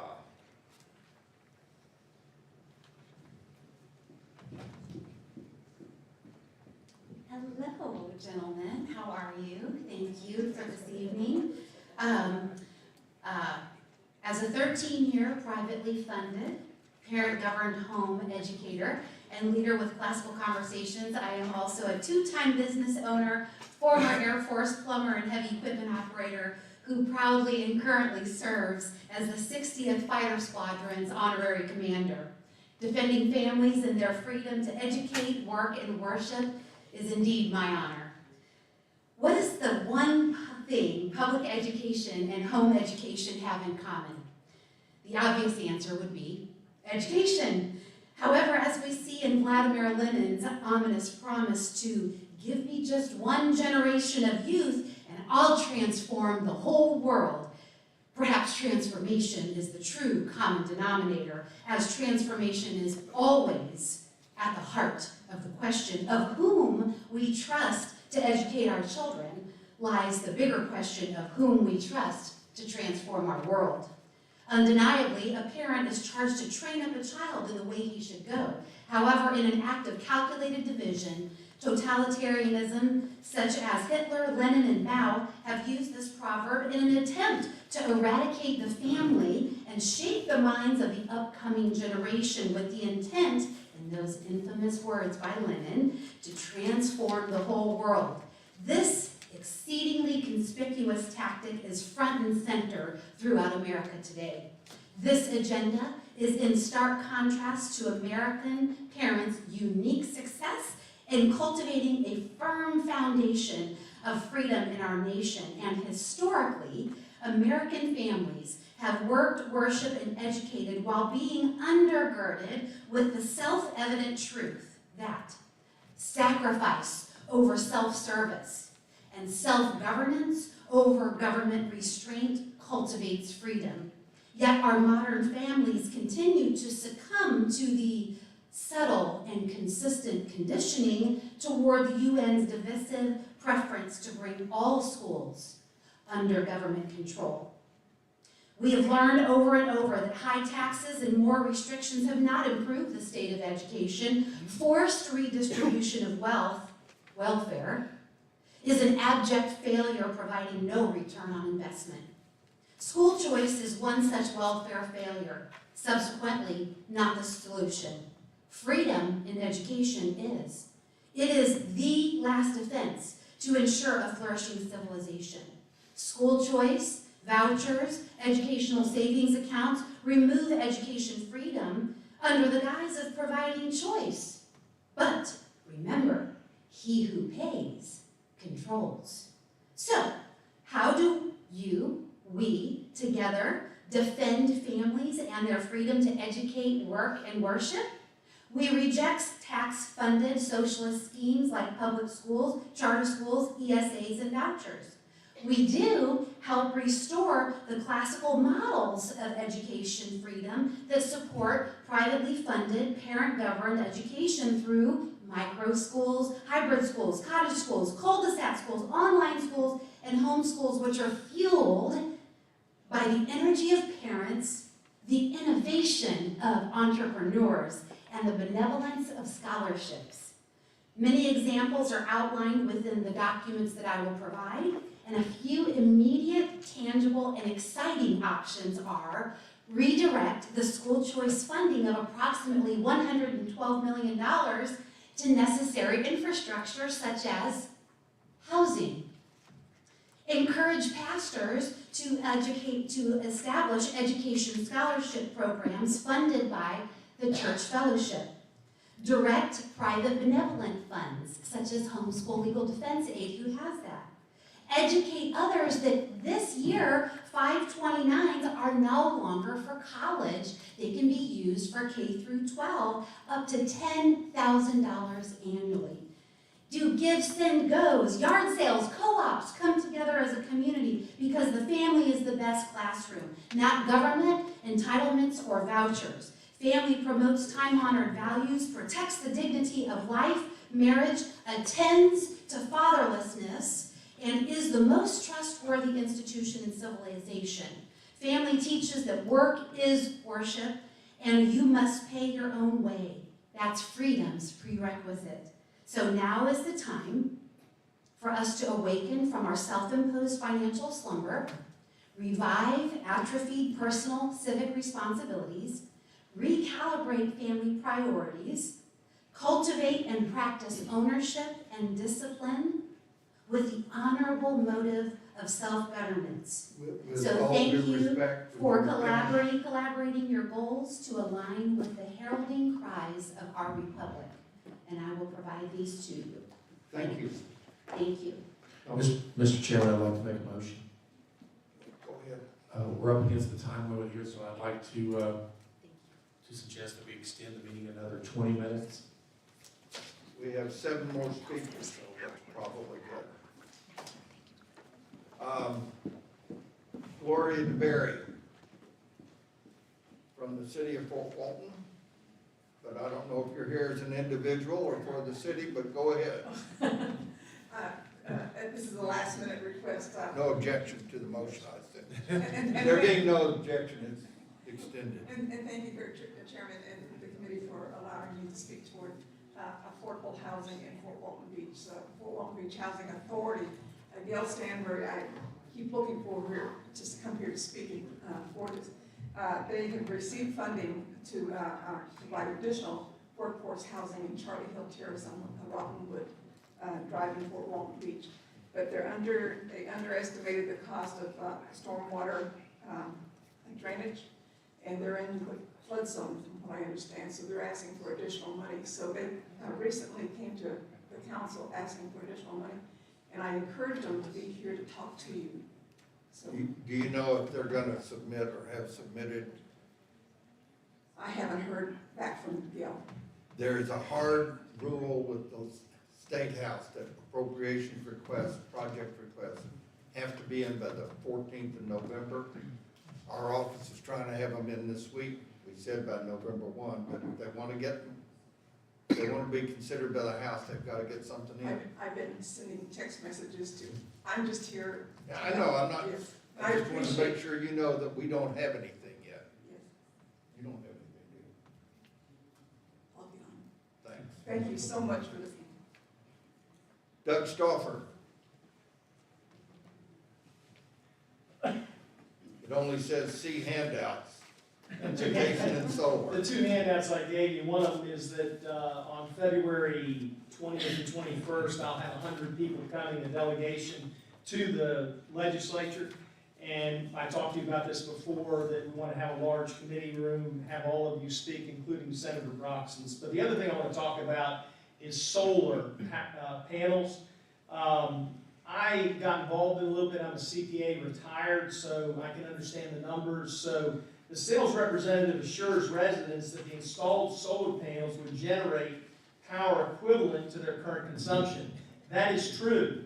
It does create that much power, and then the customer expects a $25 fee because that's the minimum from the power company, FPL. The problem is, even though they're efficient, they only generate electricity during the peak sunlight hours, roughly a 7-hour span. Outside of those hours, no power is generated. Obviously, you've got to have sunlight.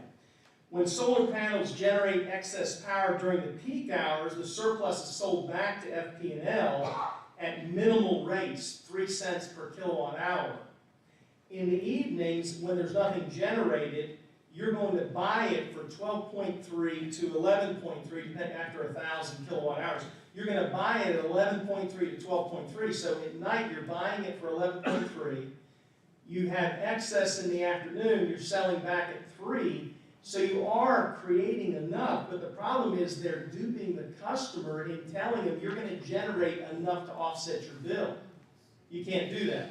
2 months after they get their panels, they are then given a $2,000 incentive to put batteries on their home to collect it at night, keep it, collect it during the day, keep it, and not have that bill. But that's duping the customer because you gotta pay $100 for those batteries.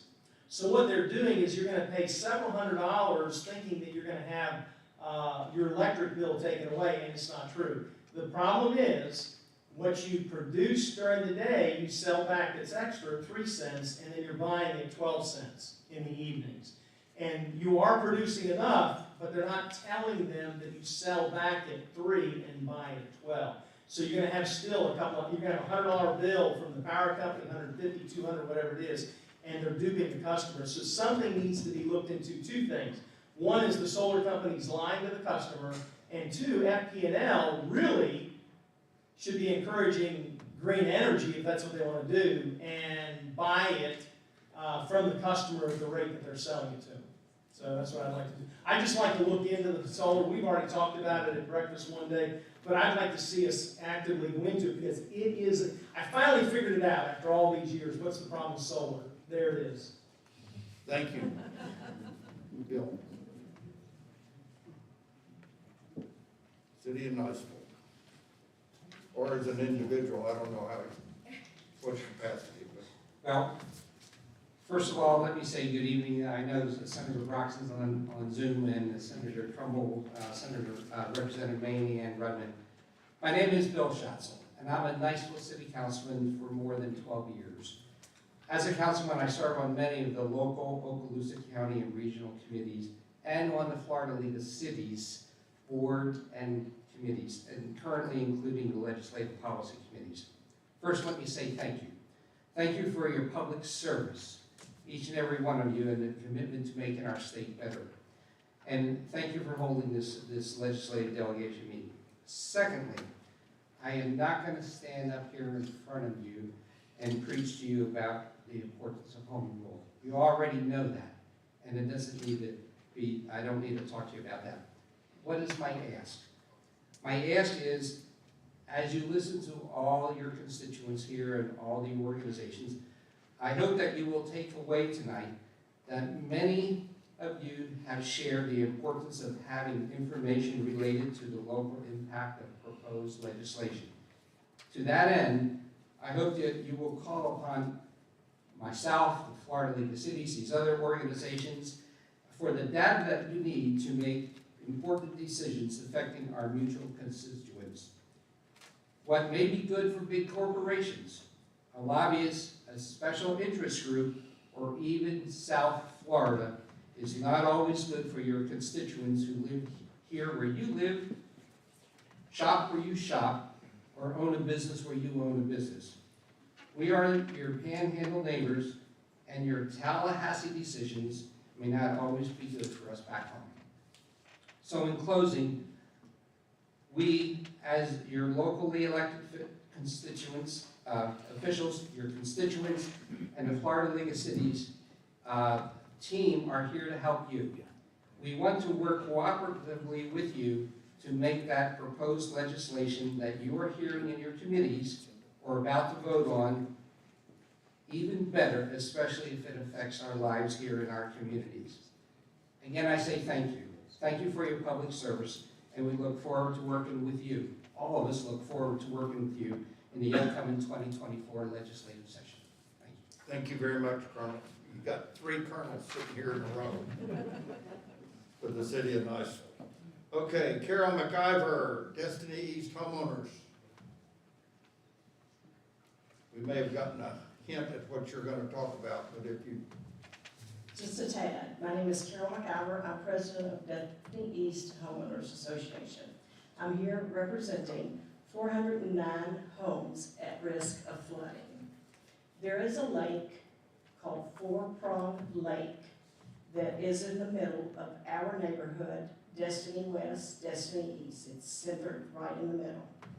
When we have a rain, each time the weatherman says it's going to rain 10 inches, or we have a possibility of 4-inch rain, or even a 2-inch rain, we are at risk of flooding because of the design that has taken place with the widening of Highway 98, all of the development that's gone around, and they have poured stormwater runoff in and fed to this lake, which you all have a package there. I prepared you what is the design of a weir drain, and this gives you a little background telling why it is needed. This is urgent.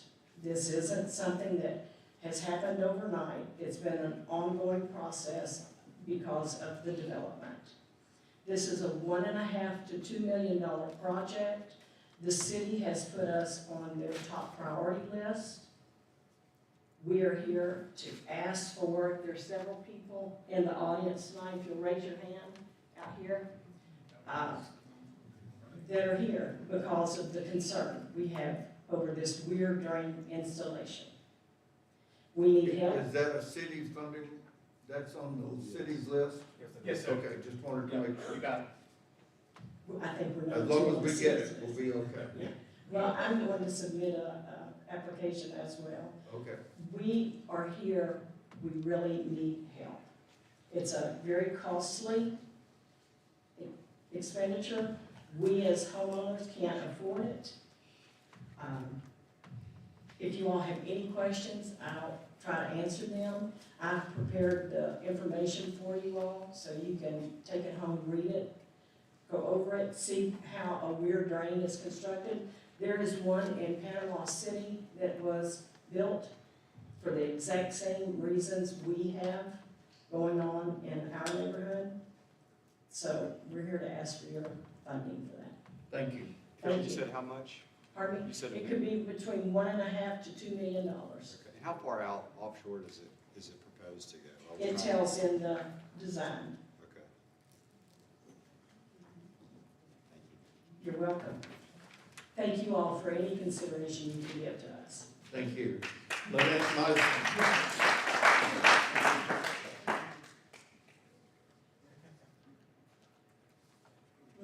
You wanted to talk about COVID? Yes. The floor is yours. Did you bring cookies?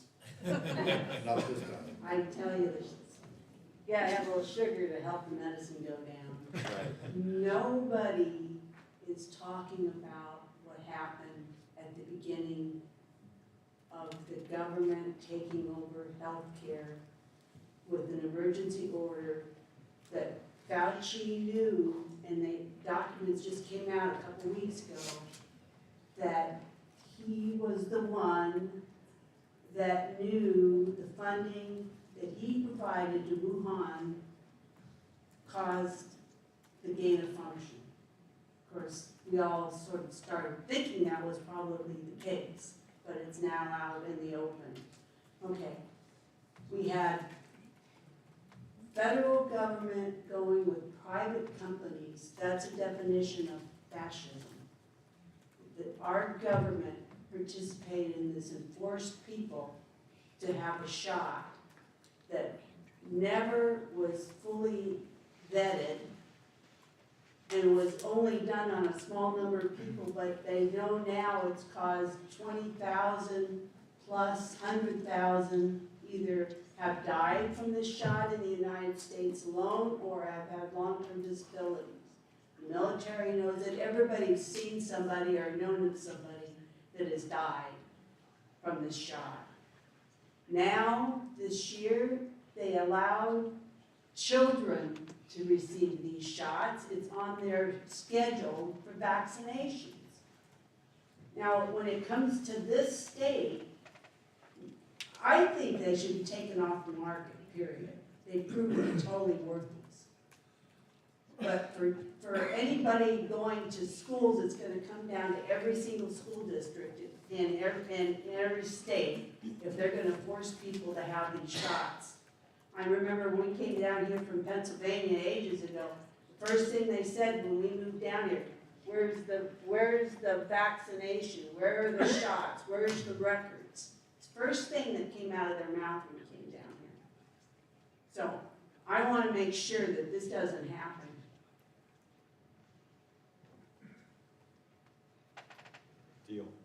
Deal. Thank you, Cookie Lynette. time. Lynette, you start off by saying no one's talking about COVID.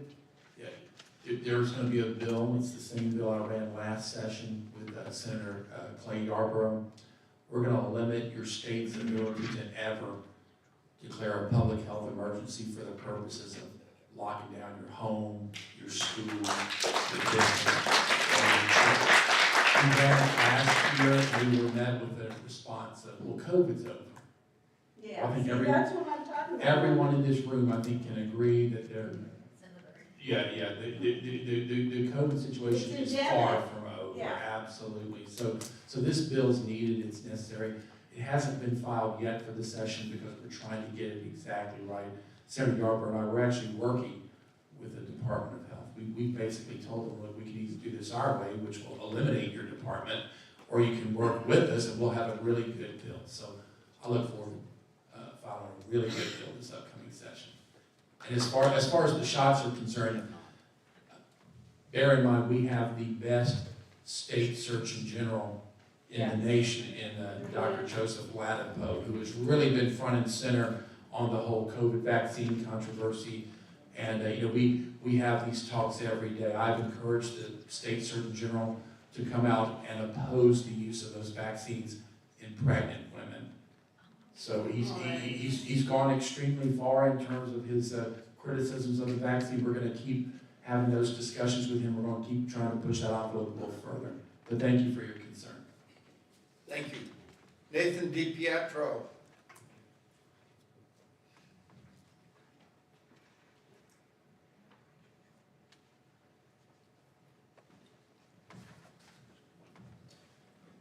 Well, thank you, gentlemen. I don't have any big ambitions tonight. My goal is just to simply save Florida taxpayers about $13 million.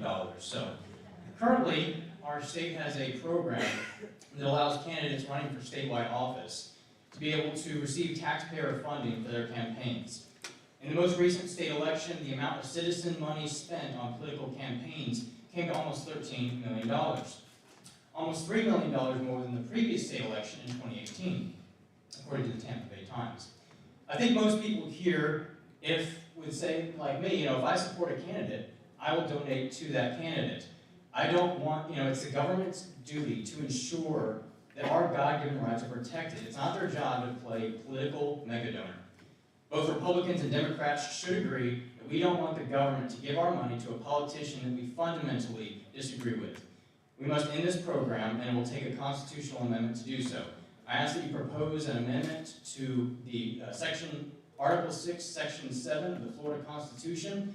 It's common sense, and it should be a bipartisan issue. I won't even ask for a commission of that $13 million savings. And lastly, I want to thank each of you for your efforts to protect the voiceless from the horrors of abortion. Our state has made great progress, but don't stop until every mother knows how much help is available to her, and don't stop until every baby is valued, loved, and protected. Thank you for listening, for representing our community. Thank you. Carolyn Crowley? Crowley.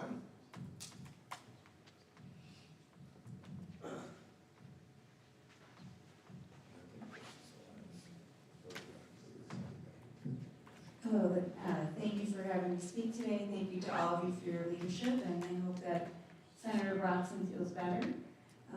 This is my fourth constituent event to be at, or actually my third. My counterpart, Cherie Hoffman, was at the one that was in Navarre, or actually I guess that was Gulf Breeze. She's from Navarre. But anyway, nice to meet you, Representative Rudman as well. Last year I was having neck surgery, so I was not able to be at your opening year. And it's nice to see you again, Representative Maney and Senator Trumbull. For the disability community, we work to try to help make sure that everybody from the edge of Walton County to the edge of Escambia County have the services that they need to be successful in our communities. We look to make sure that those services are accessible for everybody, and we look to make sure that everything is available to all of our citizens. In the 4 counties, it's 128,000 people. Last year, you were all very generous to provide an additional $65,000 that came to our particular area. That's about 50 cents per person with disabilities in our community. All of the FASL, which is all of the 15 centers throughout the state, are asking for $1.5 million this year, which would be $100,000 per of the 15 centers throughout the state. For us, that would be $100,000 for 128,000 people. We're hoping that that will help to make a difference, again, in helping to keep people out of institutional living, help to give people that accessibility for their transitions. We've made a stride in difference in helping to make things move forward, and we hope to continue to make that happen. I know we've given Representative Maney a set of paperwork. I know the other representatives and Senator have already received that paperwork, and we'll be sure to see you during session. We want to continue to keep making the progress to move forward for all of our citizens. So we appreciate your time today. We want to continue to be there for you and your aides and all of our community members, so please reach out to us in any way that we can be of assistance to you. Today I also have COVID testing. Didn't know that we were gonna have somebody staying home because they were needing the COVID testing. But if there's anybody in the audience or anybody in your offices that would like some COVID tests, I have them with me today as well. So please, it's not over, unfortunately not. And people with disabilities and vulnerable populations, as we know, are more likely to need those as well, more often to be protected. But if you'd like some, I have some with me today. Thank you very much. All right, I think that's all the public requests I have. Brother Moneypenny, did you fill out one? Yes, I did. I don't have it, but come on up, we'll make sure we get one for you. I sent it to, Okay, come on up. So, get up here quick. And Scott, we're up against the time limit. Yeah, hey, I know how quick I am. All right, so one thing, with 1,873 bills filed last year, and what was it, 356 passed, I did put this in the package. Right now, we're up against, at last count, 7 anti-gun bills. And I believe that it should be in your package, because I did send this to your aide. I'm sure I It got could have that. been, it could have been Ian, it didn't go to Chandler, I know that, it could have been Ian. But so we're up against 7 anti-gun bills already. And again, with what took place in Israel, we shouldn't be going that direction. I'll leave it at that. So 7 anti-gun bills. Other one, I'm in support of Dr. Rudman, and we cannot go digital with cash. We cannot stop the flow of cash. Quick story, I know we're up against our grandson, 16-year-old, he plays football, South Walton. We go to a game at Choctaw. Okay, so we're pulling into the parking lot. They want $5 cash to go to the parking lot. Okay, it's a fundraiser. And again, that's what it's all about, fundraiser. We go to the game, so we pay the $5 to get to the park. We go to get through the gate. Luckily, my wife is a very smart woman and had already purchased tickets online. I don't like doing that because I've paid now a $6 fee just to purchase 2 tickets online. Well, a gentleman in front of me, well, I'll say was older, aren't we all, but was coming to see his grandson play. He goes, I don't do that. I have cash. They would not let him see his grandson play because the school would not take cash to allow him to see that grandson play, but they're taking $5 cash in the parking lot. Again, these things do not make sense. Just want to make that aware. Dr. Rudman, thank you for presenting that bill. Okay. Anybody else that I missed? All right, before we get to adjournment, we had 2 local bills that were discussed. Any objection? Well, do you want to vote on? Yeah, that's what I'm gonna ask. No objection to vote on local bills. Okay, so we'll vote on the local bills. Let's take Dorcas first, just because that one came to mind first. Yes. No objection. No objection. All right. The other was North Okaloosa Fire District. Any objection? No, sir. No objection. Senator Okay. Broxson shaking his head yes as well. I'm sorry? Senator Broxson is shaking his head. He's yes. shaking his head, good. So that passes unanimously with the delegation. Before we adjourn, we need to elect a chair for the next I'd like to legislative make a session. motion and say that Judge Maney, you're due to do a great job running these meetings. I'd like to nominate you to continue to stay. I'll second that. All right. Doug, you good? He's like, yep, yes. That was There being no further business, the legislative delegation meeting is adjourned. Thanks, everybody, for coming.